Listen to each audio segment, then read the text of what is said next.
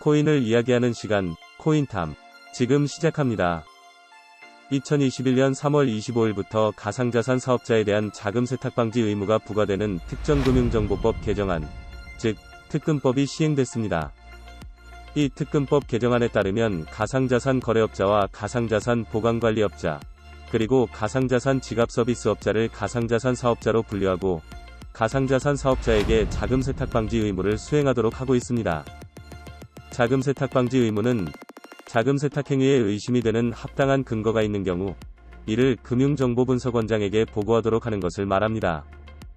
1일 거래일 동안 1천만원 이상의 현금을 입금하거나 출금한 경우 거래자의 신원과 거래일 시, 거래금액 등 객관적 사실을 전산으로 자동 보고하도록 하고 있습니다. 고객과 거래 시 고객의 신원을 확인 검증하고 실제 소유자, 거래의 목적, 자금의 원천을 확인하도록 하는 등 금융거래 또는 금융서비스가 자금 세탁과 같은 불법 행위에 이용되지 않도록 고객에 대해 합당한 주의를 기울여야 한다는 의무를 말합니다. 금융권, 즉 은행에서 일상적으로 진행하고 있는 그런 업무들을 가상화폐까지 범위를 확대해서 적용하기로 한 것입니다.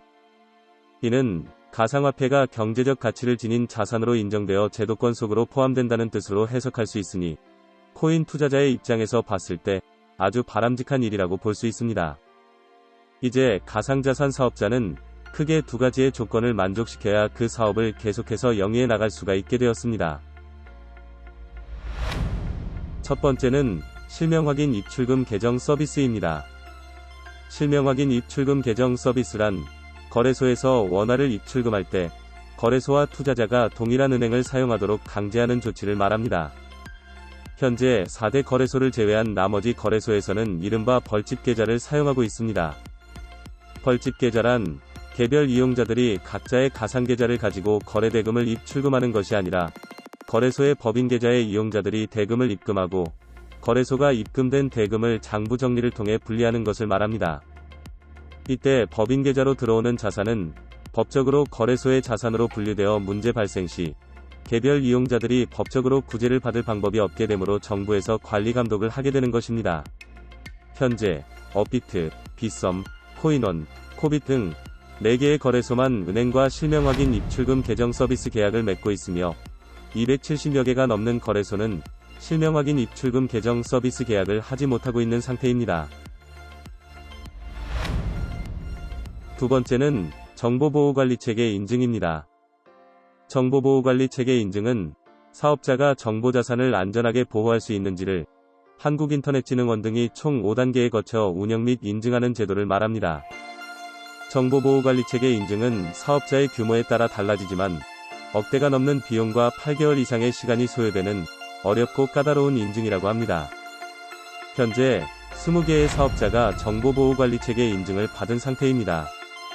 가상자산 사업자로 신규 등록을 하는 경우에는 신고 조건을 만족시켜서 등록을 하면 되는 일이지만 기존 사업자의 경우는 어떻게 되는지 알아보겠습니다.